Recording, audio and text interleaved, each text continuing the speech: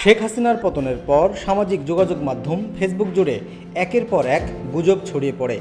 এখন পর্যন্ত যত গুজব ছড়িয়েছে তার বেশিরভাগই ছাত্রদের আন্দোলনকে প্রশ্নবিদ্ধ করার জন্যে।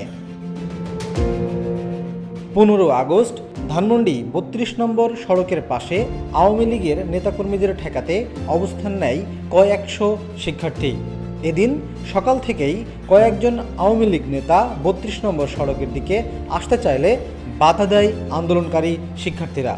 এ সময় অনেকে জিজ্ঞাসাবাদ এবং ফোনও চেক করে। একই সাথে বয়স্ক কিছু মানুষের শারীরিকভাবে লাঞ্ছনা এবং কান ধরার ভিডিও ভাইরাল হয়েছে ফেসবুক জুড়ে। জানা যায়, আওয়ামী লীগের নেতা বা কর্মী পরিচয় পেলেই চড়া হয়েছে ছাত্র জনতা। এ সকল ভিডিও সামাজিক যোগাযোগ মাধ্যমে ছড়িয়ে পড়লে বিষয়টি নিয়ে শুরু হয়েছে আলোচনা, নানা সমালোচনা।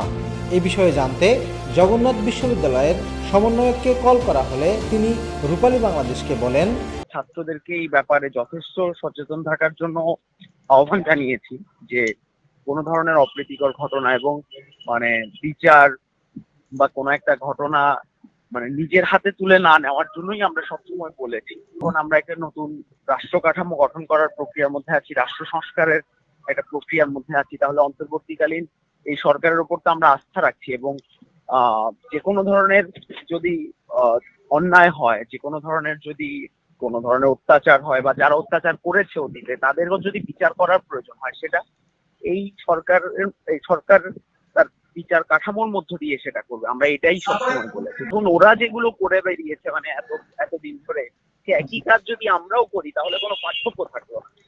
এবং সে জায়গা থেকেই ছাত্রলীগ বলে কেউ ছাত্রলীগ করতে বলে কেউ আওয়ামী লীগ করতে বলে তাকে লাঞ্ছিত করা, তাকে হেনস্থা করা এভাবে জনসম্মুখে, এই জিনিসগুলোকে আমরা যথেষ্ট প্রোহিবিট করার চেষ্টা করেছি। এবং আমরা বলেছি যে এইরকম যদি কেউ চিহ্নিত থাকে যে কোনো না কোনো ভাবে ছাত্রদেরকে হেনস্থা করা এবং ছাত্রদের উপর যে হামলা করা সেটার সাথে যুক্ত ছিল, তাহলে তাদেরকে আপনি বিচারের আওতায় আনার ব্যবস্থা করুন, তাদের বিরুদ্ধে মামলা করুন। আমরা এগুলো বলে 15 আগস্ট ঘিরে ধানমন্ডি ও আশপাশের এলাকায় ঘটে যাওয়া ঘটনা বৈষম্য বিরোধী ছাত্র আন্দোলনের যে উদ্দেশ্য তার সঙ্গে সঙ্গতিপূর্ণ নয় বলে দাবি করেছেন সমন্বয়ক সার্জিস আলম। তিনি দাবি করেন, 2013 সালে আওয়ামী লীগ পুলিশের মাধ্যমে হেফাজতে ইসলামের সমাবেশের সময় কান ধরে উঠবস এবং মোবাইল চেকের যে সংস্কৃতি শুরু করেছিল তা আর ফিরে আসুক, সেটা কোনোভাবেই সমর্থনযোগ্য নয়। সার্জিস বলেন, 15 আগস্ট ধানমন্ডিতে মানবাধিকার লঙ্ঘন হয়েছে। একই সাথে কেউ যদি 15 আগস্ট ধানমন্ডিতে ফুল দিতে চায় তাতে ছাত্ররা বাধা দিতে পারে না বলেও তিনি জানান।